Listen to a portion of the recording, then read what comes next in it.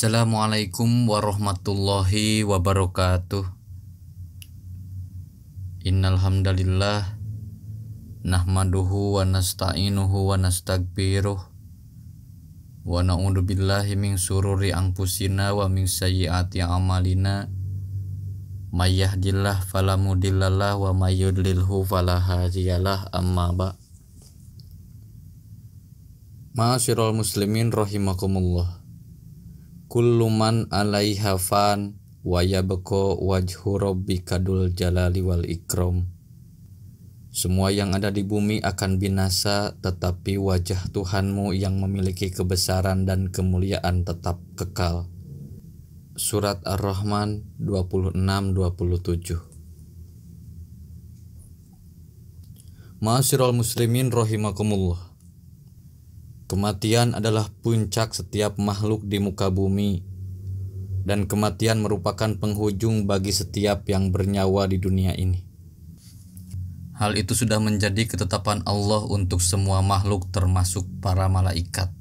Jibril, Mikail, Israfil alaihissalam, bahkan malaikat pencabut nyawa pun akan mengalami kematian. Kematian adalah garis finish perjalanan kehidupan dunia dan merupakan garis awal kehidupan alam akhirat. Dengan kematian maka seluruh rangkaian kenikmatan dunia terputus. Begitupun memasuki kematian seseorang merasakan kenikmatan yang agung atau siksaan yang sangat pedih. Kematian merupakan bukti kebesaran Allah yang menunjukkan kemahakuasaannya dan perkasaannya terhadap semua makhluknya. Sebagaimana Allah Subhanahu wa Ta'ala berfirman, dan dialah penguasa mutlak atas semua hambanya, dan diutusnya kepada kalian malaikat-malaikat penjaga, sehingga apabila kematian telah datang kepada salah seorang di antara kalian, malaikat-malaikat kami mencabut nyawanya dan mereka tidak lagi melaksanakan tugas. Al-Quran Surat Al-An'am ayat 61. Ma'asyiral muslimin rahimakumullah. Kematian mencerminkan keadilan Allah Subhanahu wa Ta'ala. Tidak pandang bulu dalam menimpakan kematian ini. Kullu nafsin dha'iqatul maut summa ilaina turja'un. Setiap yang bernyawa akan merasakan kematian, kemudian hanya kepada kami kalian dikembalikan. Kematian akan memutus segala kenikmatan hidup, menghentikan total gerakan badan, menceraikan seseorang dari komunitasnya, menghalangi diri dari segala semua menjadi kebiasaannya. Hanya Allah sendiri yang menguasai kematian dan kehidupan. Wa huwallazi yuhyi wa yumitu wa lahu ikhtilaful laili wan nahari afala ta'qilun. Dialah yang menghidupkan dan mematikan, dan dialah yang mengatur pergantian malam dan siang. Tidakkah kalian mengerti? Surat Al-Mu'minun ayat 80. Kematian tidak dapat dicegah oleh petugas penjaga pintu siapapun. Tidak bisa dicegat oleh bodyguard siapapun. Tidak bisa dihalangi oleh harta benda, anak, jabatan, dan kawan serta teman. Tidak bisa lolos dari kematian orang kecil dan orang besar, orang kaya, orang miskin, orang yang berpangkat atau yang tidak. Aynama takunu yudrikumul mauta wala kuntum fi burujim musyayyadah. Dimanapun kalian berada, kematian akan menjemput kalian, kendatipun kalian di dalam benteng yang sangat kokoh.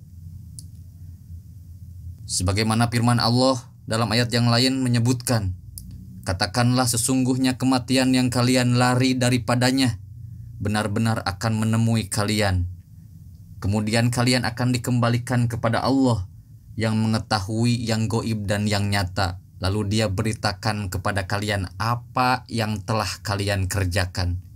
Surat Al-Jamaah ayat 8. Kematian datang tiba-tiba dalam waktu yang telah ditentukan. Sebagaimana Allah Subhanahu wa Ta'ala berfirman, dan Allah sekali-kali tidak akan menangguhkan kematian seseorang apabila telah datang waktu kematiannya, dan Allah Maha mengenal apa yang kamu kerjakan. Al-Quran Surat Al-Munafikun ayat 11.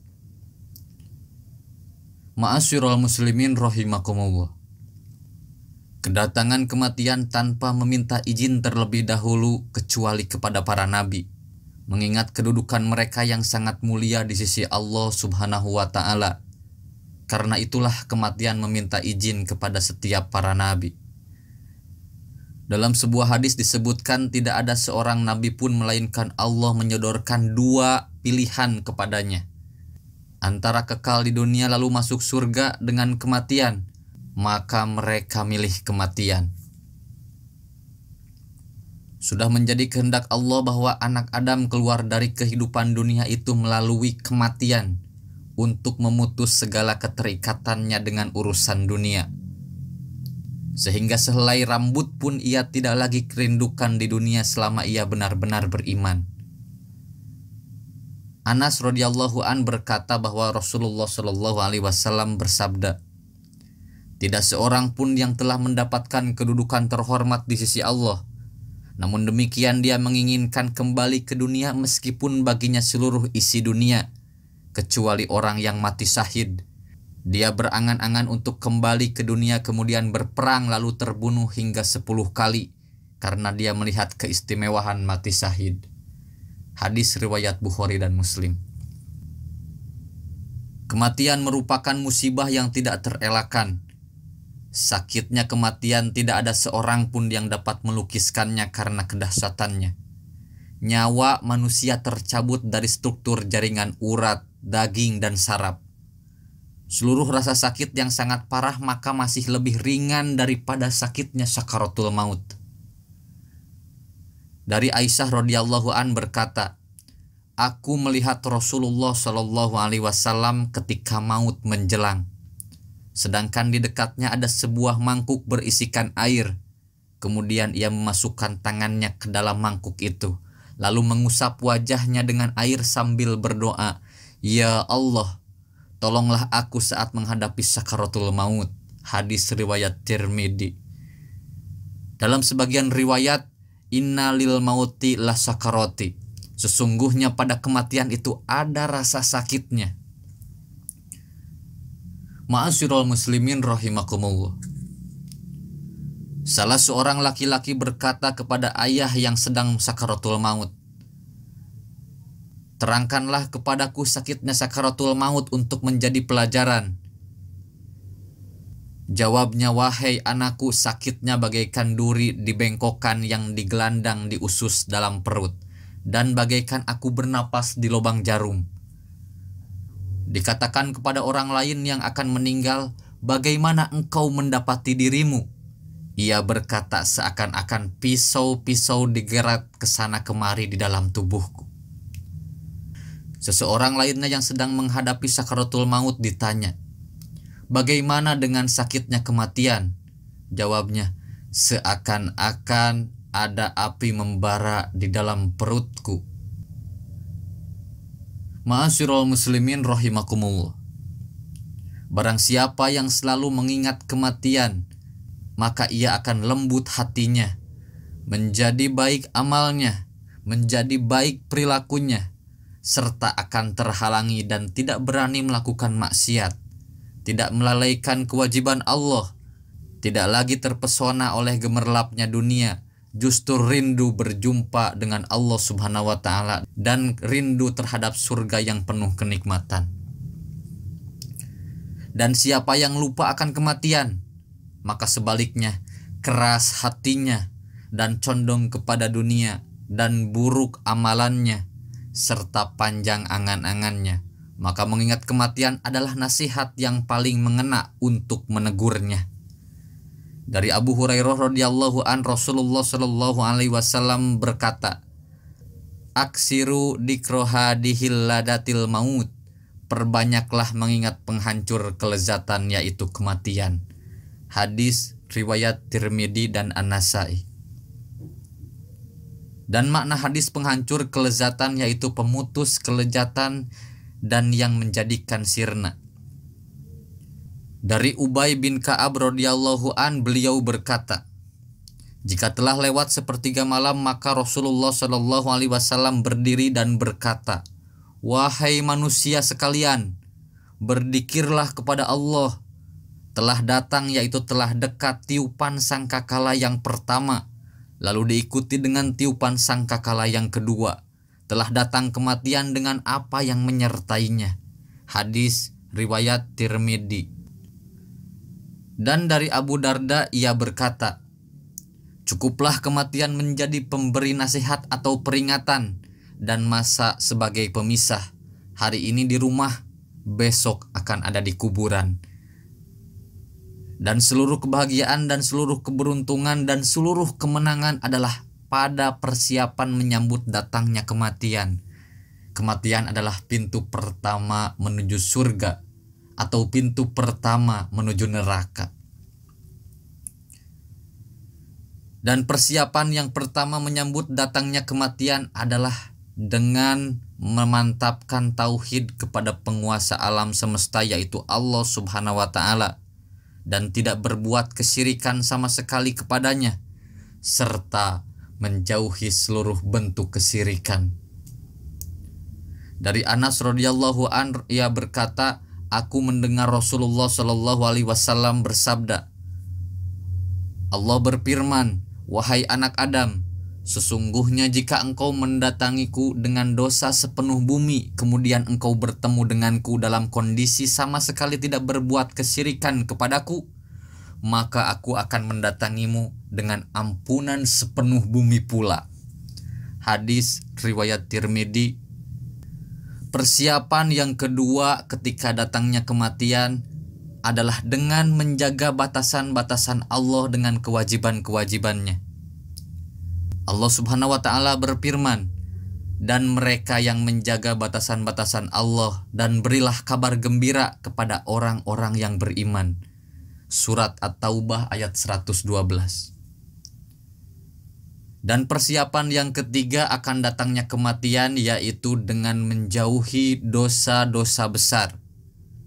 Allah Subhanahu wa Ta'ala berfirman, "Jika kalian menjauhi dosa-dosa besar di antara dosa-dosa yang kalian dilarang mengerjakannya, niscaya kamu hapus kesalahan-kesalahan dosa-dosamu yang kecil, dan kami masukkan kalian ke tempat yang mulia atau surga." Surat An-Nisa ayat 31.